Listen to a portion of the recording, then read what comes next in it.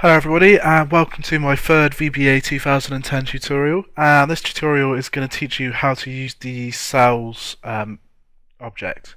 So the cells object is very similar to the range object.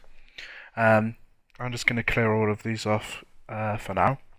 The first thing you need to do again is reference the workbook. So just put this workbook dot and then sheets again, sheet 1, and then this time instead of typing in range we're going to type in cells and then open bracket. Now cells as an object or a method takes two parameters.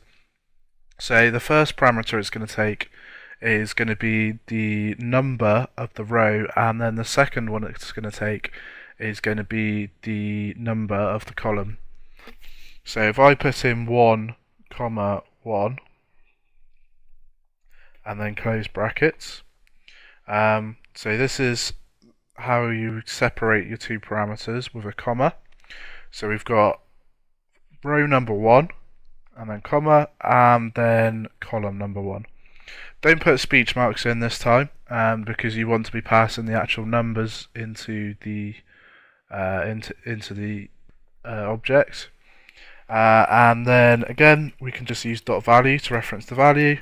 I'm going to put it as this cell has been referenced using cells, and then that's it. And rather than going out and pressing Alt F8 this time, I'm just going to press play up here. So if you just press that, then whichever sub procedure you're in, it's just going to run that sub procedure. So if we go back in here and we open up this cell so we can see it, and you'll notice then that this has changed that cell already. We can then, if we change this, so let's put this as row 2, column 1. If we play this, and then that's changed row number 2 and column number 1.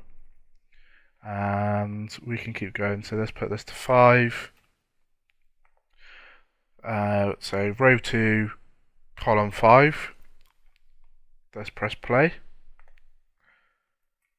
And then row number 2 and column number 1, 2, 3, 4, 5, and this one's been changed. So that's how you use cells. Again, you can put numbers in, and we can also copy this and put it on this side. And so we can make this cell equal to the cell above it by changing this to a 1. We can play this now. And now it's gone, it disappeared out of the cell. If we type something in here, so this cell will be copied,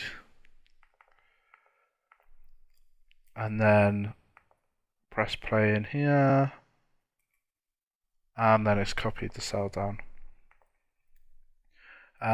You can also do, and you can do this with range as well. We can do a little bit of adding on. So if we put a plus and then 1 here, and then we put 5 in here, and then if we play this now, then you notice that this has now gone to 6. So we've taken the value of this cell and we've just added 1 to it. You can do the same thing. So let's say we put this back to 2.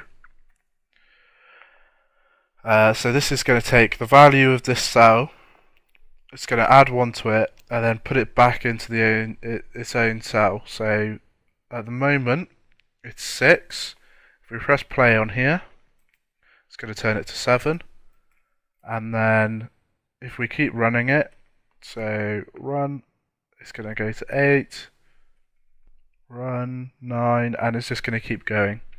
So that's how you can just keep adding to a cell. So that's it for the cells method. It's very straightforward. In the next tutorial, I'm going to show you how to reference rows and columns. So thanks for listening. I hope to catch you in the next tutorial.